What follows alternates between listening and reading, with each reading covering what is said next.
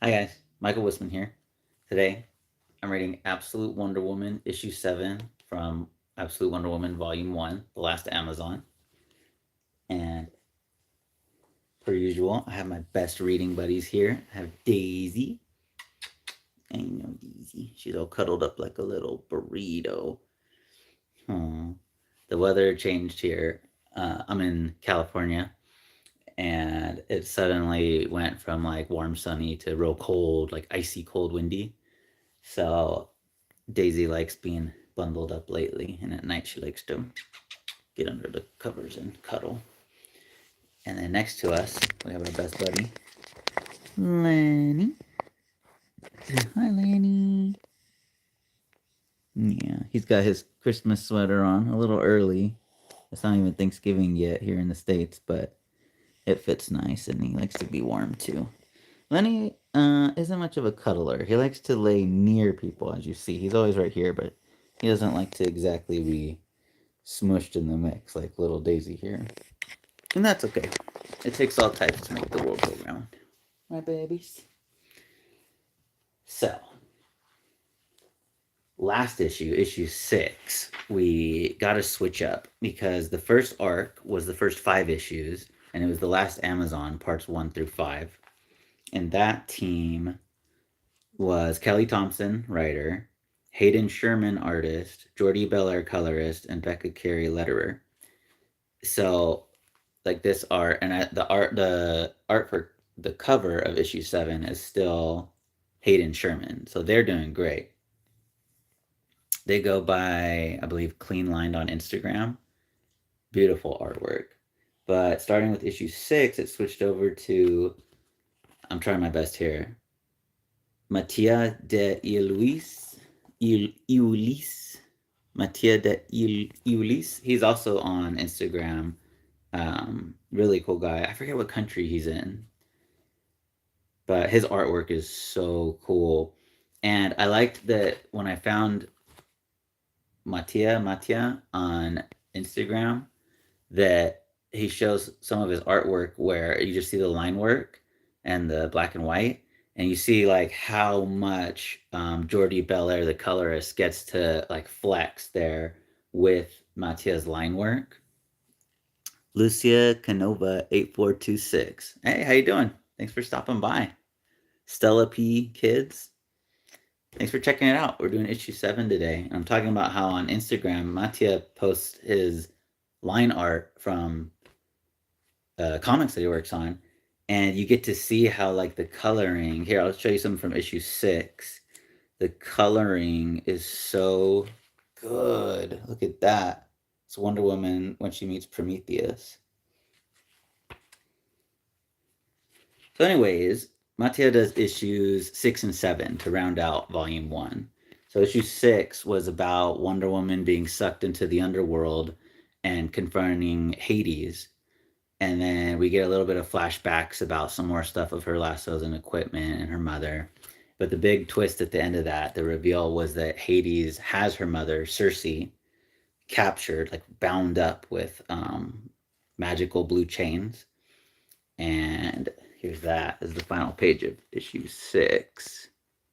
Looks awesome. Look at the glow.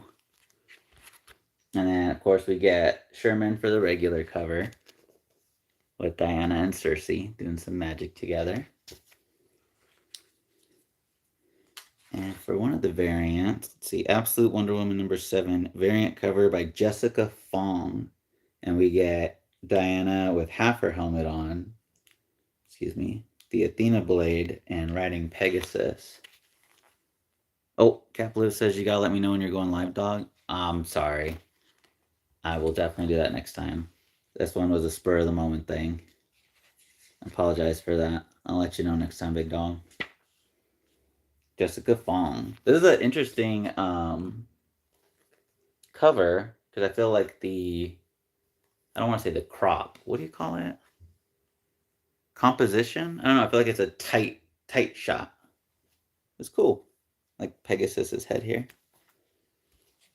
Oh, like see this? Panels of this page, the artist, he has on his Instagram, like literally in half, and you can see the line work and the coloring, and it's incredible. Before the Wild Isle Hell. So we're starting with a flashback. That's pretty usual. The series has been a series of like now and flashback, and we're kind of catching up from Diana's birth essentially, or when we see her as a baby, and well, not birth because she has hair, but we see her as a baby till now. Cap says I'm putting my comics up while listening. Nice, appreciate you. Make sure you have a shelf for manga later, man. Oh, Diana's chasing a little hell dog, and it's like it almost looks like a Medusa dog, but hmm. Oh, Persephone. Interesting. I wonder how her lore is going to fit in here because I'm pretty sure in Greek mythology, isn't Persephone like the girl who ended up marrying Hades? And at first it was like, oh, this sucks. But then she came around to be like, oh, this ain't so bad. Something like that. Hello, Diana. Come meet my tree. Oh, little girl Diana meets Persephone in a tree. Would you trust her? If you lived in hell and you met her, I don't know. She looks nice. Ooh, she's got a red crown that looks sick. Also, you know what's kind of interesting? The scales and the framing of her face is a little bit similar to Hecate, I believe was her name, or Hecate. Hecate. Um, this could just be an art thing. Oh, look, she has flowers in her hair, like kind of a Mother Nature vibe. I think Persephone had something to do with gardens too, right? Are you sure it's a tree? Just as you will be. Aww. I love her expression.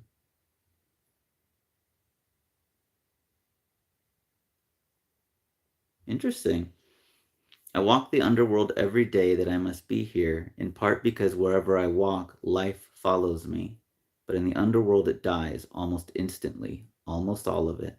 But sometimes something very special is able to break through. Whoa, she even has like finger armor, like finger gauntlets. That's cool. See the little pinhole so she can like articulate her fingers. I like that she radiates life. That's dope.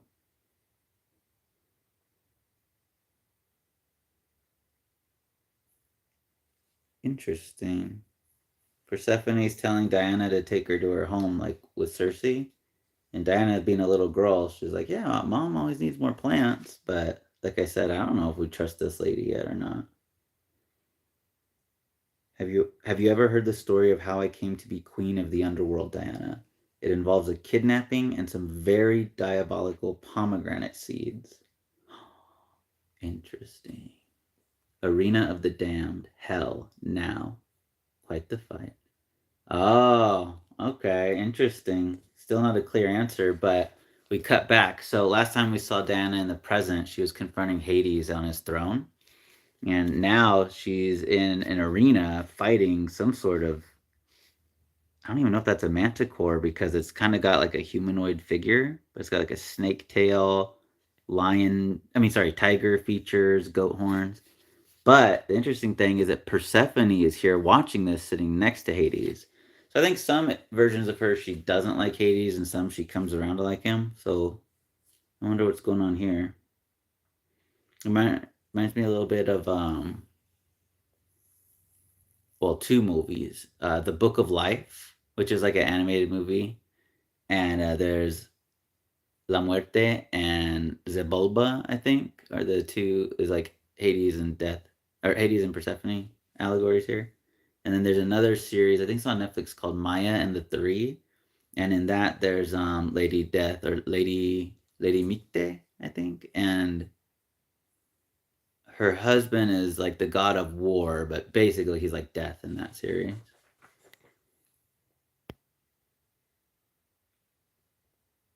God, I love the art of Diana struggling here. They both look so powerful. This looks like it could be from like a fighting game, like Tekken or Soul Calibur, something like that.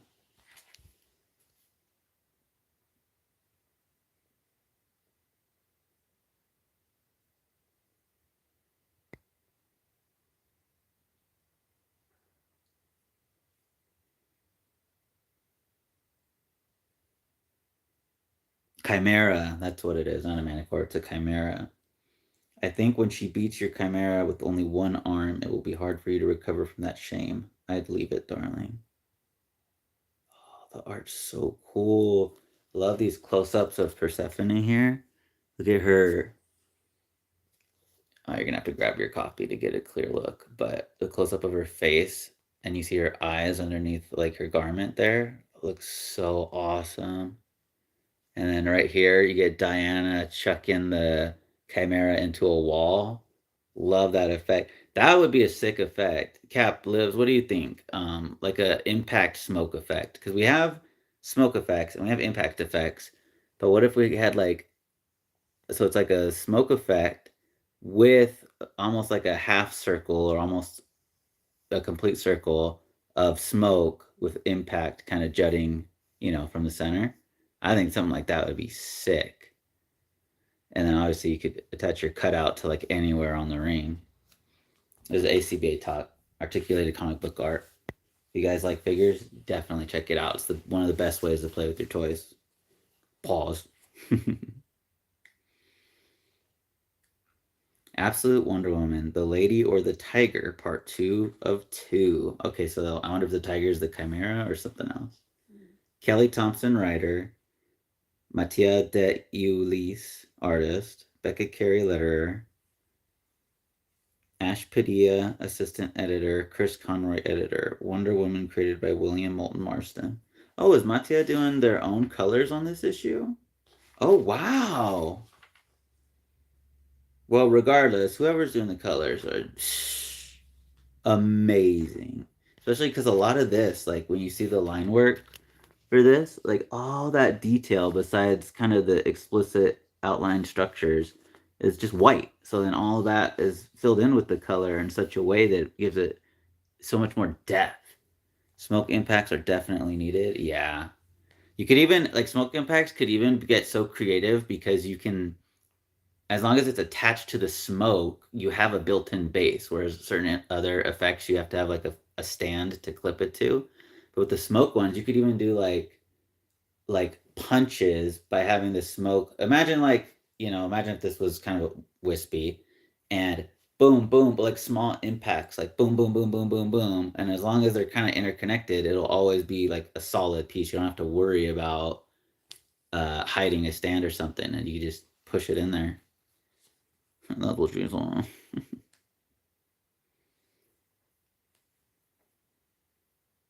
Flashback again. So the name Hecate, I talked about before. I'm pronounced it like 5 different ways now, but Google says it's the name of the goddess, and it's Hecate. So we're going with that. No, person still more silent. Oh, Cersei's praying in their cave.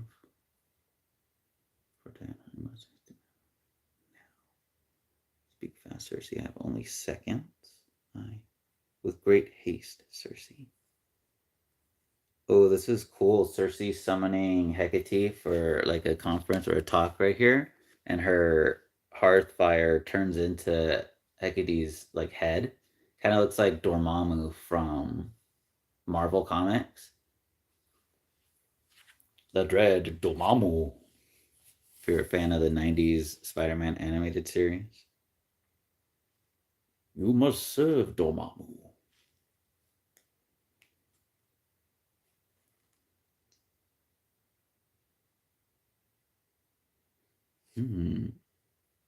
Well, finally, Cersei's asking Hecate, like, hey, when the time comes, how do I actually get Diana, like, out of hell? Because we never got that answer yet. There will be 2 escapes. The first is temporary, and you need not concern yourself with. The second is more permanent and goddess. Ears are everywhere, Cersei, but a path has been laid. Long ago, when I first saw that Hera was right and that Zeus would eventually come for the Amazons, I impressed Hades with a simple but diabolical story. Not long after, a new game emerged in this arena. The way has been prepared. The lady or the tiger? Interesting. So Cersei has a book that has the same title as the book we're reading, The Lady or the Tiger. I really like Hecate's face here.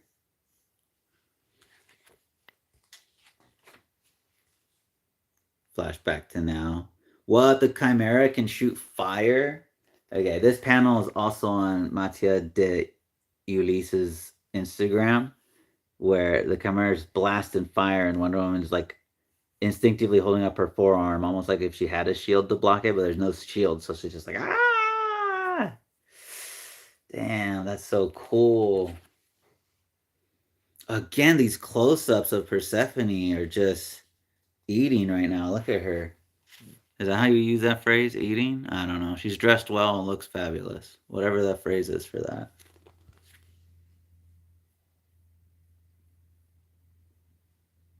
And what of you, Cersei, care to play it? So wager. That's fucked up. Hades still has Cersei as his captive. Sorry, but he has her mouth like bound, so she can't talk.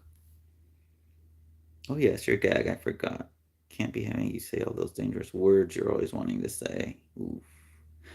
Oh, Hades has a crown too. I think I noticed that in issue 6, but now that him and Persephone are sitting next to each other, their crowns look really cool. They're like floating red, spiky things. The Chimera gets a blow in and slashes like Wonder Woman's left obliques, like the muscles under her left armpit. Oh no. As she gets slashed, Cersei sheds a tear. Oh, because that's her little girl. Flashback again. Is that like a cat? It looks like a cat with like a hippo's head. It's weird. Diana, the story is called The Lady or the Tiger. I think it's actually quite old, but I've only just now found it. Once upon a time, long ago, there was a beautiful princess. Oh, we get some of that artwork again. So this is, just straight up panels, but I forget what issue it is, but in this volume, when we're learning about the Tetracide, we get kind of the Greek like pottery layout too. So we get more of that kind of here. Once upon a time, long ago, there was a beautiful princess, and she fell in love with a handsome young man who was not a prince. When her father, the king, realized this, he sent the princess's young suitor to the arena. The king said it was a good place that allowed the gods alone to decide someone's fate, but everyone knew that was less than true than he claimed. In the arena, the young suitor would face 2 doors. Behind one door was a beautiful young woman to be his wife, and the promise of a long and happy life. Behind the other was a tiger and certain death. Oh, Diana interjects because she already wants to. She's a very caring little kid. Oh, bless you, Daisy. Get you scooched up, Mama. All right. Daisy's on my lap. Next. Daisy. All right.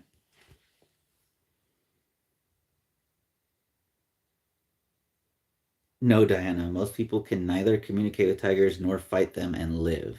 Oof. But the princess, still very much in love, had told her suitor she would discover which door held freedom and signal this to him so that he might live.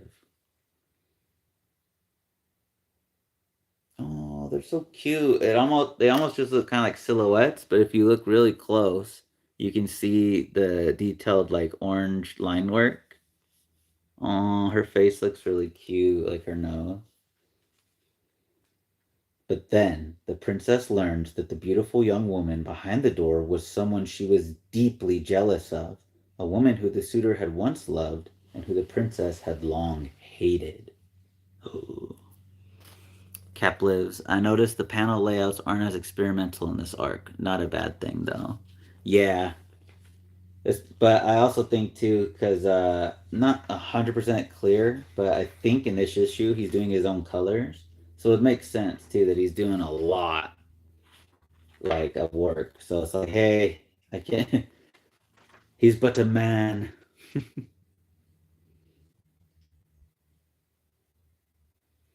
And a choice that had been painful but relatively easy on the face of it suddenly felt like the worst kind of punishment the young princess could imagine. Sending her love off to be happy with someone else, while she remained trapped and alone, she could imagine no fate more painful. And in the morning, when her suitor stood before the princess ticked her head, almost imperceptibly in one direction, to indicate which door the suitor should choose. Ooh, look at her face. She don't look happy. What do you think? I haven't read this yet. Is she sending him to his death or to the... Oh my gosh, wait. Duh, that's the whole story. The lady or the tiger. Oh, this is it. Is the princess sending him to the lady or the tiger? It all makes sense. And so he did. The end. Wait, what? That's the end?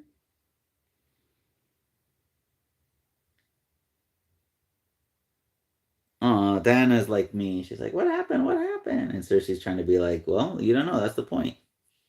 Figure it, like, think about it. How do you feel about that? That's all there is, Diana. We can read it again when you're a bit older, perhaps. I don't want to read it again. It's horrible. We'll see. Oh, that sounds like my wife. Sometimes if we watch like a movie or something that was like hard to watch or something, she's like, that movie was great. I never want to watch it again. hmm.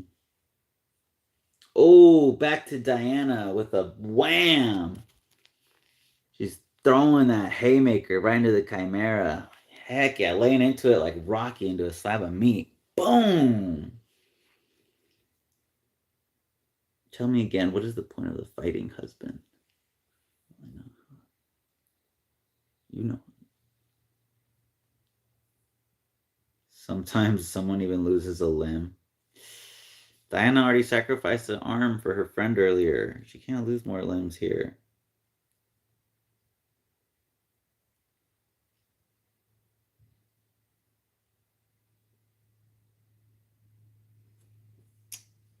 Immaculate close-ups of Persephone. We haven't missed yet. Brian says, I first found out about this story in high school. I like the ambiguous ending. Oh, so the lady or the tiger is like a real story, like in real life? I didn't know that. I was just assuming it was made up for this thing. I didn't know that was a real thing. Interesting. Back to the past. Cersei's reciting the story again to Diana as she's doing her hair. Also, that's like a really good thing. Just for anyone who's not a parent but wants to incorporate a detail into their story writing of like something that like a parent in real life would immediately pick up on is have the parental person like I don't want to say fiddling with, but like taking care of the kid in such a way that like come here, let me fix your hair. Let me do this. Let me this because as a kid growing up, and at least for me, it felt like don't pick at me, don't pick at me. But now that I'm a dad and my son, we're getting ready for school, we're heading out for the day. I'll be like, oh wait, let me just see your hair real quick. Let me just do this. When at least now it feels more like it's coming from a place of not that you want them to look perfect or anything, but you see something that seems so quick and easy to help them with and like oh let me do this for you so you don't have to worry about it and you just benefit from looking better or feeling better or whatever. So anyways, that translates all the time to parents. And I'll give you an example. There's a video that went viral years ago of they did a VR for this mom. Her daughter had passed away and they recreated the daughter in VR for the mom to interact with. So she puts the thing on, the goggles on, and the gloves, and she's able to interact with her deceased daughter one more time. And one of the first things she does, besides talking to her, is reach out to feel, her hair and just fixing it. It's a digital model, so like it's interacting with her, but it's not like it needed to be fixed. But her instinct is just to nurture. So I love this detail of Cersei. The more Diana grows with her, the more we see her like actively hands-on nurturing her. That inclines me to believe that she really does care about her. Like when we see her here gagged and stuff, like I at least feel right now, as of the beginning of issue 7, that Cersei really does care about Diana.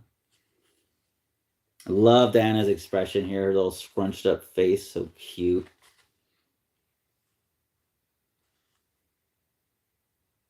If the point is that the gods decide your fate, it doesn't make sense because it's not the gods' princess. Then perhaps that's not what it's about. Look at Cersei's hands while she's fixing Diana's hair. Good detail.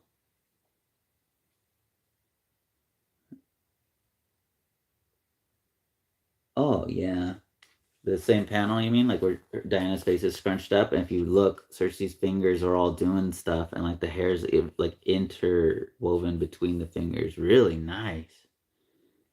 This would be one I'd be really interested in seeing the line work of because you could probably see the fingers more clearly that way.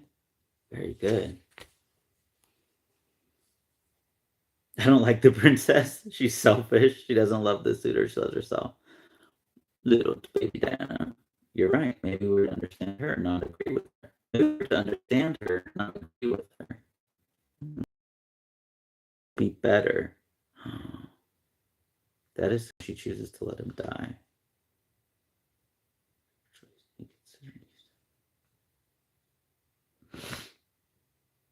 I understand you're caught up on her worthiness, but do you think that is the point of the story?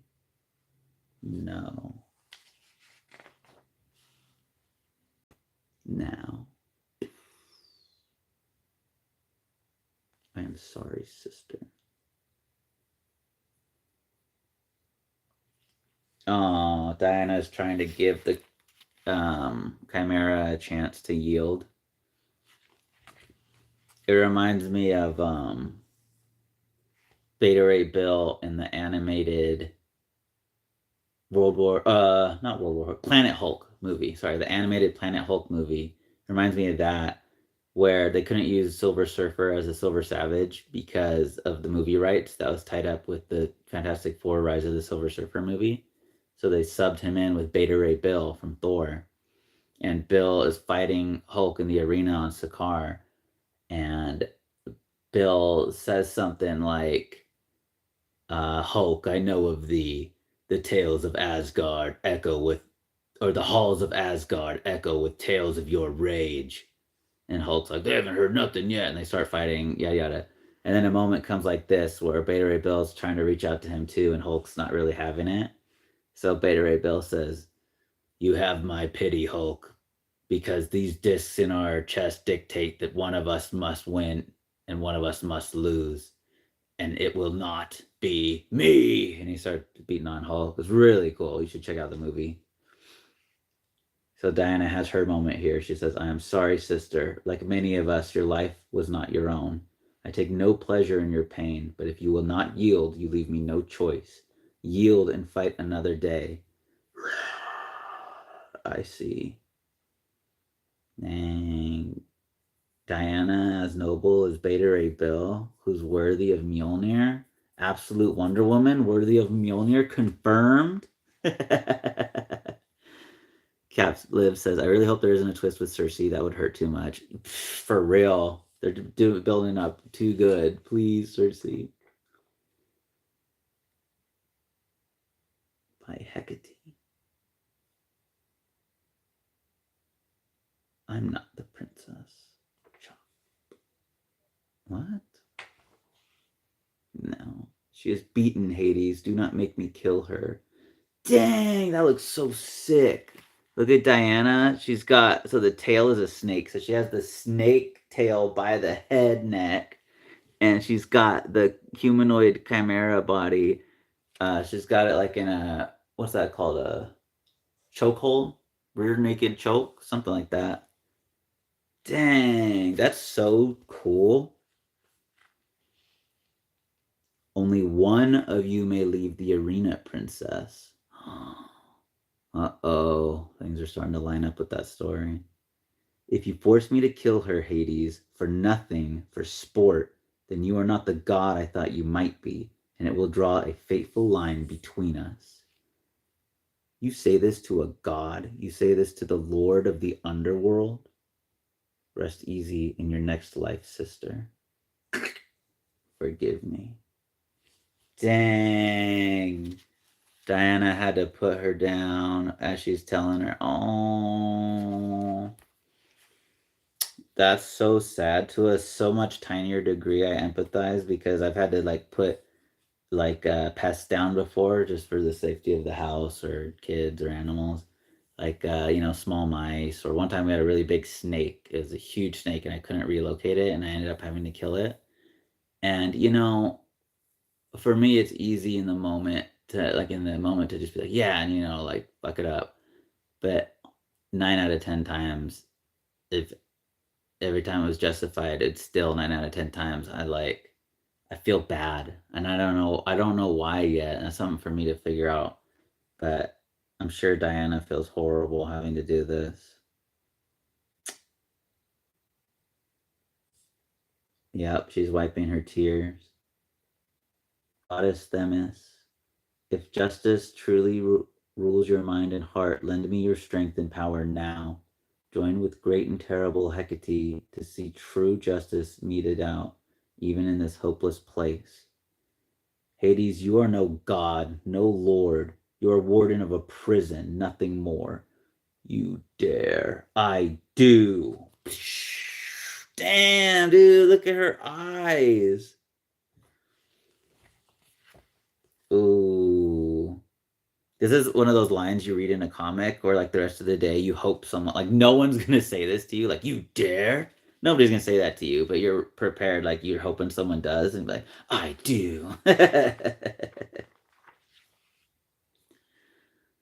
You are but an errand boy chained to this forsaken place by Zeus. Ooh, look at her power, like, surging in the red energy. Oh my gosh, you know what's so interesting? I just noticed. So in issue 6, we still haven't got an explanation, but she has 3 lassos: the red nemesis one, the green sacrifice one, and a blue one that was unnamed. And looking here, look, red, green, blue. And he's the king of Hades, the queen of Hades. Is she the princess? Or I mean, the king of hell, queen of hell. Is she the princess of hell or something? How is she this powerful?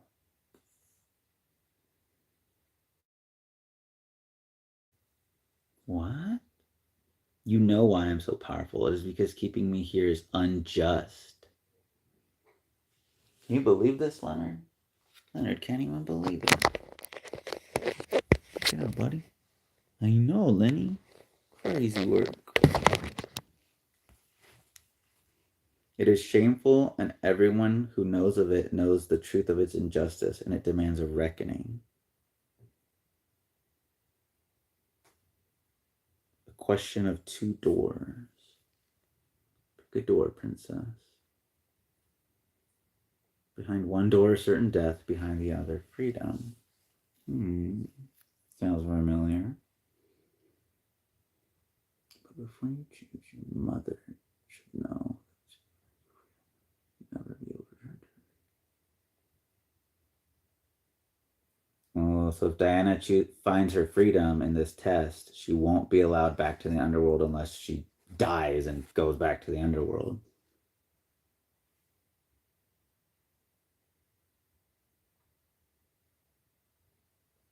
You will lose your daughter forever, Circe. Your wild isle will be the barren stone it was when you first arrived for all eternity. And Circe's like weeping. Make your choice, princess. The hour grows late. I go. Dang.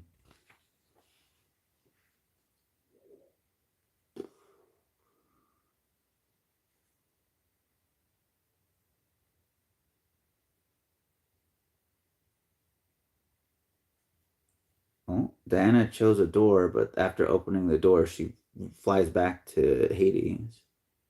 And it says, "Thank you for trusting me, mother. You've won your freedom and you may not return." That is, I had occasion some time ago to eat a diabolical granite your wife ate. What? Persephone, good guy? So earlier when Persephone was telling baby Diana about, or little Diana, about her Mahari. Hey, hi, baby. Where right now Persephone, like from Greek mythology, is helping out Diana, Wonder Woman. So when she was little, she was being told the story about diabolical pomegranate seeds, and it seems like she ate one of those now. So Diana's snapping. Look how strong she is, just bare hands snapping like a mythical chain. Ching, just wrenching it. What have you done, Persephone? Feed her one of your treasured seeds. 1 month in the underworld per year for every seed eaten. I, of course, learned the rule the hard way. Diana learned it in love and was given the choice. She didn't even blink at the sacrifice, more than I can say for most of us.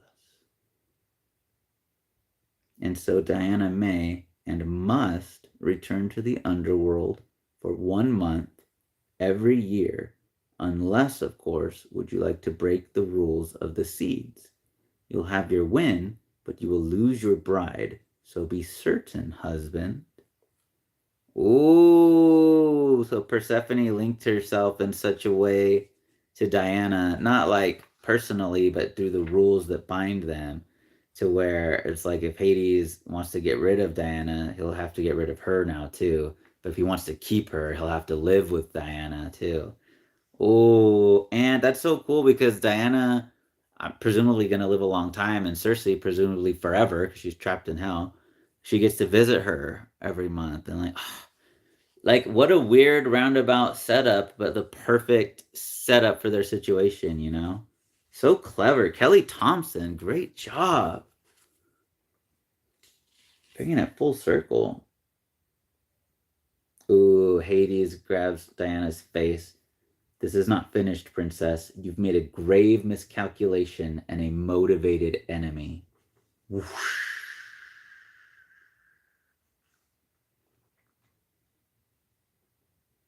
Interesting. Capliv says, going back over this with you makes me like this arc more. I was very confused when I originally read this. Yeah, some of it, I think also, the more you know about just mythology in general, I think benefits this story. Because I don't know that much, but at least, surface level. So like having known a little bit about Persephone was helped a lot in understanding this story. Like, oh, where this is going. So that could definitely be a thing. Like if someone who didn't know anything about Greek mythology or comic books was reading this, it's going to be a lot of fresh concepts, which is not a bad thing. It just, you know, takes longer to digest.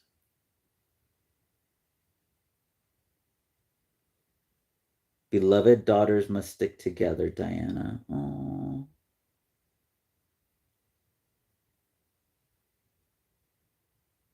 In honor of all lost daughters everywhere. Because Persephone was like taken from her mom or something, right? And then her mom wanted to see her. Something like that. Again, look at the gauntlet close up on Persephone when she's holding Diana's hand. I love her little finger, or not little, her giant finger armor. It looks so cool.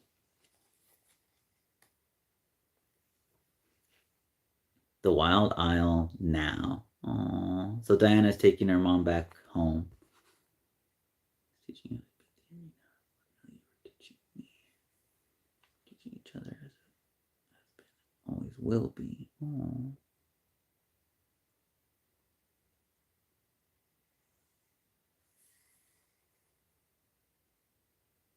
Oh, interesting. Diana is clarifying some of the rules here. I cannot stay. If I touch the Wild Isle, I must stay for a month. I know. I'll send you a message as soon as I build the Huron in Gateway City, Huron, as we plan. I fought the Tetracide Mother by Hecate.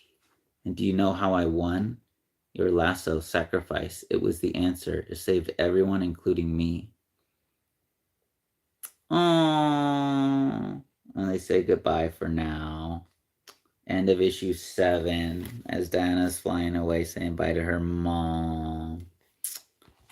Oh, how cool she got to not only rescue her mom, but then got this little opportunity to tell her, like, hey, I defeated this crazy monster you taught me about, and the way I did it was because of you, Mom. That's awesome. Oh, this is interesting. We get a little bonus story. Little Diana, written by Kelly Thompson, art by Dustin Nguyen, and lettered by Becca Carey. Cap says, beautiful ending to the first arc. Oh, yeah.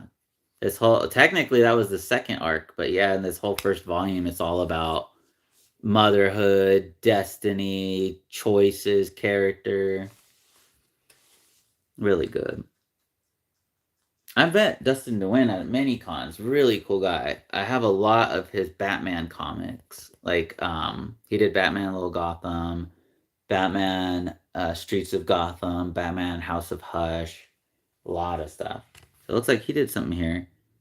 And he did 2 variant covers for issue 6 and issue 7. Issue 6 is like Little Diana with a bunch of the Hell creatures. And issue 7 is the Hell creatures, but I want to say the Basilisk as well. So those are Dustin Nguyen's variants. What's this Little Diana story? Oh yeah, check it out. Some Dustin Nguyen action of a young Diana in hell. I only own Robin and Batman by him. I highly recommend, if you're a comic fan and a Batman fan, to get or read Batman Streets of Gotham. I think it's called that. I might be a little bit wrong, but it's by I'm forgetting the writer, but the artist is Dustin Nguyen, and it's about Dick Grayson as Batman and Damian Wayne as Robin. But like one of the first times Damian Wayne is like Robin. Now he's always Robin, but this was like one of the first times it happened, and it was a really cool dynamic to have Dick Grayson as Batman and Damian Wayne as Robin for one of the first times. Not how it's so commonplace now. And there was a lot of stuff like Damien makes a friend in there, and at the time that was newer for him. And I don't want to spoil it, but the friend that Damien makes in that series, I believe, has gone on to be in other series now, and like has even been kind of like re-referenced, like how certain things of like characters' origins end up sticking to them over time. Like me and Cap were talking about this the other day, but how Superman, like originally, the Kents weren't even a thing. He didn't land on the Kent farm. He just grew up and used Clark Kent as a secret identity. Um, Originally, he couldn't fly. He could only jump over a tall building. So different things have stuck to him. So that's something like that character, that friend that he makes in that series, is something that ended up sticking to Damian Wayne's character. But that's where it originated from. It does culminate in the mini story, The House of Hush, which is whatever. But Streets of Gotham is really good. That's what really made me a Dustin Nguyen fan. So I have a lot of those issues signed by him, thankfully.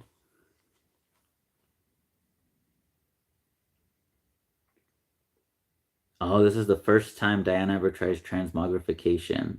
They never showed us what happened to the harpy when she choked out the harpy and used the sacrifice lasso to transmogrify it into something else.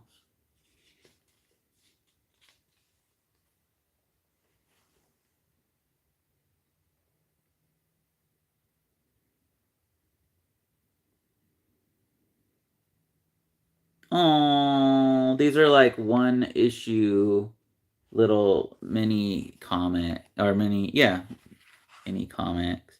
This first one, Diana transmogrifies a little hell dragon into like a little hell bird or hell phoenix. And her mom's like, that's not what we're trying to do. Why would you do that? And Diana's like, well, this is what it said it always wanted to be. Now that it's happy, maybe it will behave better.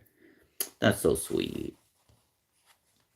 Cap Liv says, now that you've read the first arcs of the Absolute Trinity, what's your favorite so far and why is it Wonder Woman? Wow, great question. Because I finished volume 1 of all the 3 Trinity.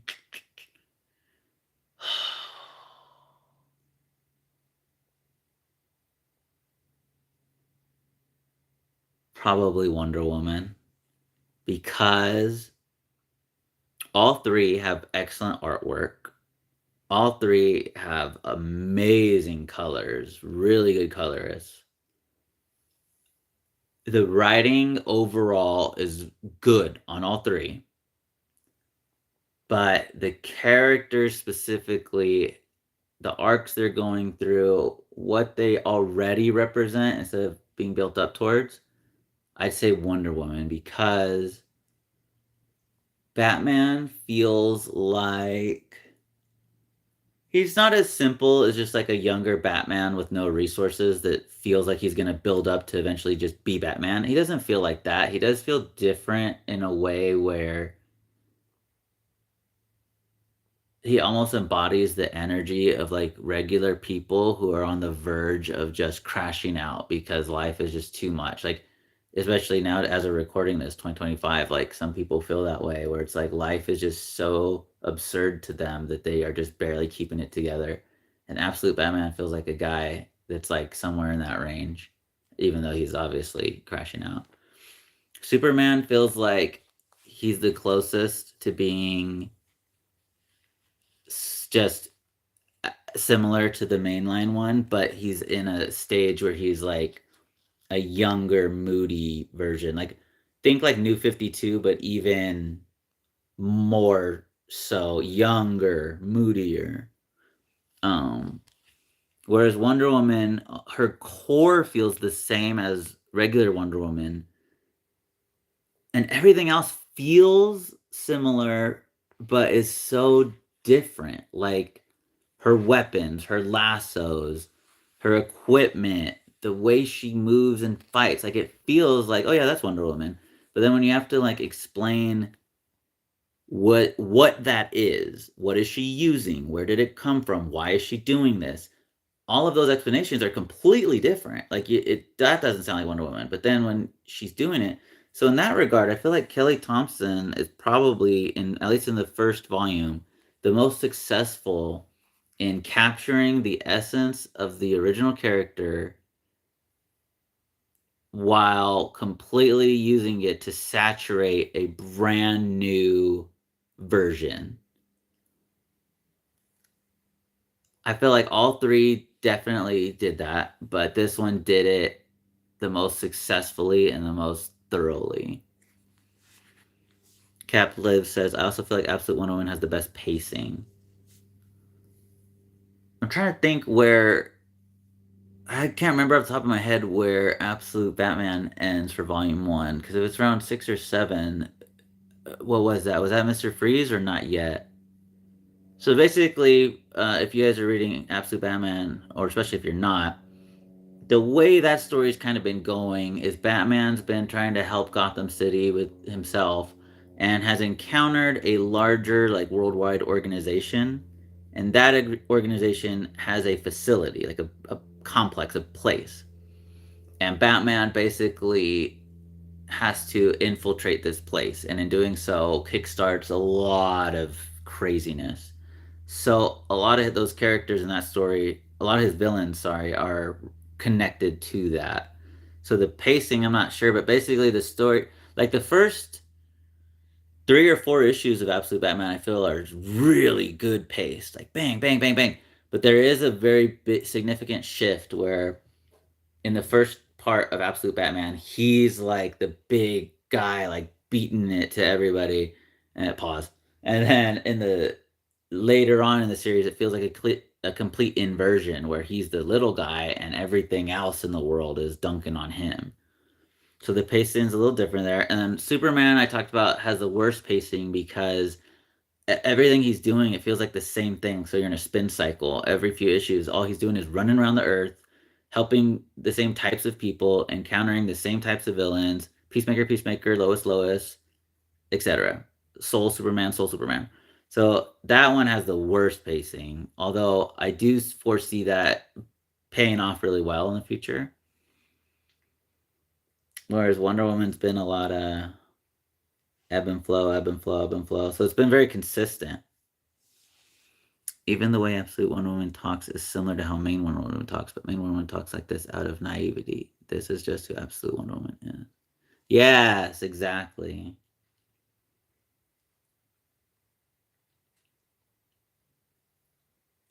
Let's see, how many more pages of Little Diana is there? How many issues? 1, 2, 3. Let's check those out. So the second issue of Little Diana is her beating up a big old nasty monster. Now open up. Are you okay, Era? Aww. All her little hell monster friends from the variant cover of Absolute Wonder Woman #6. They had all gotten eaten by this thing, so little Diana beats it up and has him spit out all her friends.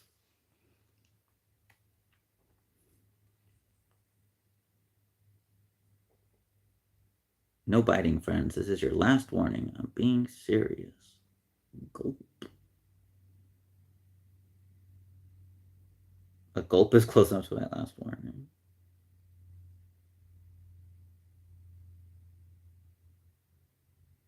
Your head stays on so you can learn not to eat your friends. Those are the ones. Diana. So this is a cute little one. Diana's trying to lead a line, and she has like a little dead dog and these two undead monsters. And the big blue one keeps eating the other two as they're walking. So her solution is just to use magic to shrink its head so it can't eat them. Makes me think of a bullfrog. I think don't they eat anything that like will physically fit in their mouth? Silly. She looks like Marceline the Vampire Queen here from Adventure Time, right here.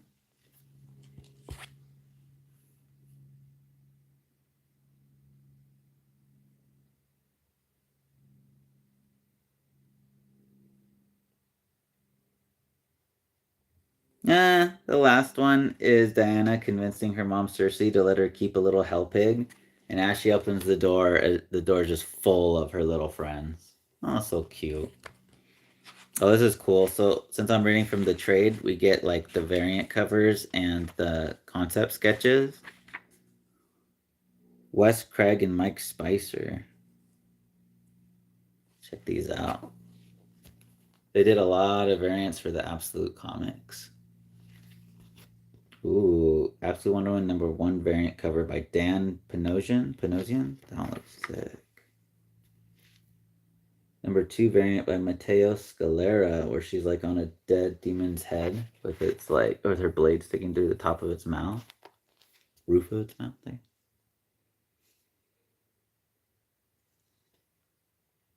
Wonder Woman #7 variant cover by Declan Shalvey. That's a cool one with the blade. Her underneath. Wonder Woman #6 variant cover by Joshua Sway Swaby. That's cool. She's swinging her sword. The mythical Athena blade. Oh, this is what I really was waiting for. Absolute Wonder Woman character designs by Hayden Sherman. Look at that. If you have your copy, look, you can look as close as you want, but I love it. All the design work, even like the design of her tattoo on her magical prosthetic arm. The design for the Wonder Woman logo. Ah, look at that. Big black and white pinup of Diana at the end there. And then we get two little tags for Absolute Batman and Absolute Superman, which I read volume 1 live. So if you want to see that, each issue has its own stream, or if you just want the whole volume, I put them all together in one video, which I'm going to be doing for this too. So that's it. We finished volume 1, last Amazon, Absolute Wonder Woman. Issues 1 through 7 each have their own live streams, and then I'll probably be putting out a video compiling those with some, extra little bits in there for a volume 1 video if anyone just wants that format. Cap Liv says, I'm so glad you enjoyed this book. I still have a winning record on comic recommendations. We'll see, buddy. We'll see, Bucker. Mahuri says her sword reminds me of Guts sometimes. Oh, yeah, the Dragon Slayer.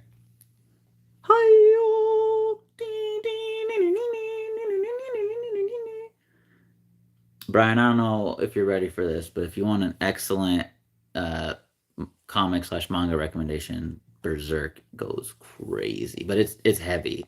That's like a series I actually recommend for adults. Like, don't, that's not for kids or young kids at all. Not just because it's graphic and there's sexual themes and other stuff, but like the context of it, it's like they're not gonna be able to wrap their head around it. Mari says, but without all the misery. This is Berserk with hope. True. Kelly Thompson, you did great. Thank you. Dang. I do have issue 8 of this, the single issue. So if you guys are enjoying this, please let me know and I can do issue 8 sooner than later and keep the ball rolling on this. Oh, in the meantime, looks like these guys passed out. Lenny still awake? No, he said no. Daisy? Where's Daisy? No, I can't even get the camera because they're all wrapped up like little burritos. Daisy, it's your butt. It's your butt. Say bye. Say thanks, guys. Good thing I'm an adult. Almost there, Caplos. Anyways, I hope wherever this video finds you guys today, that it finds you in good health and in good spirits. I hope you're happy, you're healthy, and that wherever you are, you're able to be free and chase your dreams, because that's what life's about. So thank you guys for your time. I appreciate you guys, and we'll catch you guys in the next one. Peace.